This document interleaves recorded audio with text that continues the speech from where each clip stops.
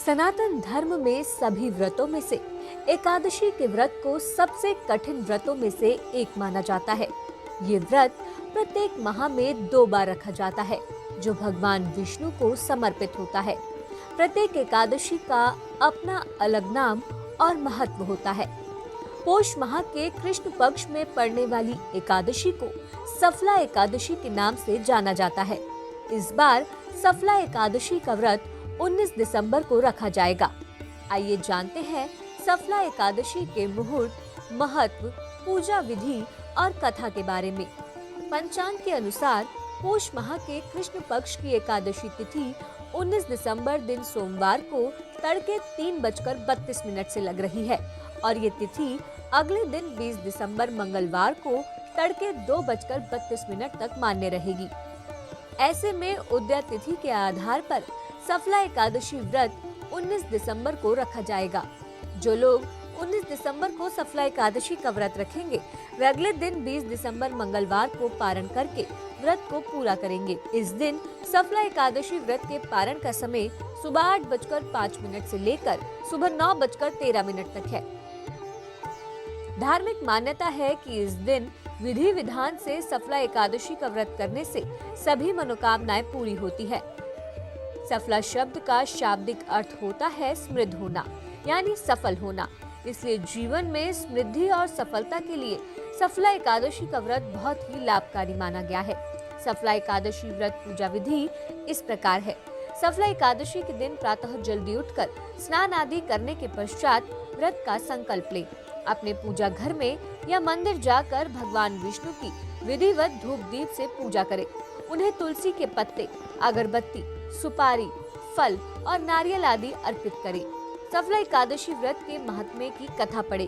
पूजा संपन्न हो जाने के बाद आरती करें। रात में जागकर भगवान के भजन कीर्तन करें। इस व्रत में रात्रि जागरण को आवश्यक बताया गया है। मान्यता है कि रात्रि जागरण के बाद ही इस व्रत का पूर्ण लाभ प्राप्त होता है। द्वादशी तिथि को स्नान आदि करके पूजन करें। उसके बाद भोजन बनाकर किसी ब्राह्मण को खिलाएं और दान दक्षिणा दें। तत्पश्चात स्वयं भी भोजन ग्रहण करें और व्रत का पारण करें। आइए अब जानते हैं सफला एकादशी की कथा के बारे में। पौराणिक कथा के अनुसार चंपावती नगरी में महिष्मान राजा के 5 पुत्र थे। सबसे बड़ा पुत्र लुम्भक बुरे कर्मों में लिप्त रहता था। उसके इन बुरे कर्मों के कारण राजा ने उसे राज्य से बाहर निकाल दिया।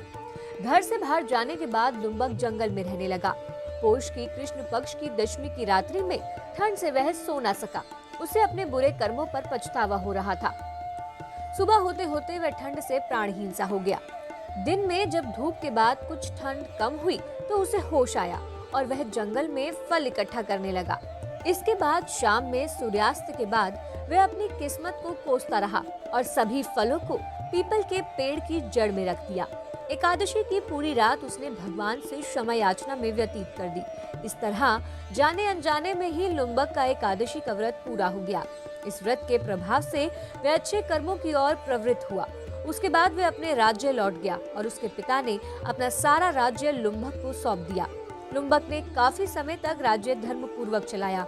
कुछ दिनों के बाद लुम्भक को मनोज्ञ नामक पुत्र हुआ, जिसे बाद में राज्य सत्ता सौंपकर भगवान की खोज में लुम्भक तपस्या करने निकल गया।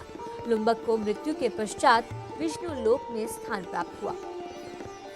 अतः आप भी पूर्ण विधि विधान से सफला एकादशी का व्रत कर भगवान विष्णु की कृपा प्राप्त करें। आप हमारे संत वाणी चैनल को सब्सक्राइब करें, वीडियो को लाइक करें, शेयर करें और हाँ, बेल आइकन पर क्लिक करना बिल्कुल ना भूलें, ताकि हमारी किसी भी वीडियो की सूचना सबसे पहले आपको मिले।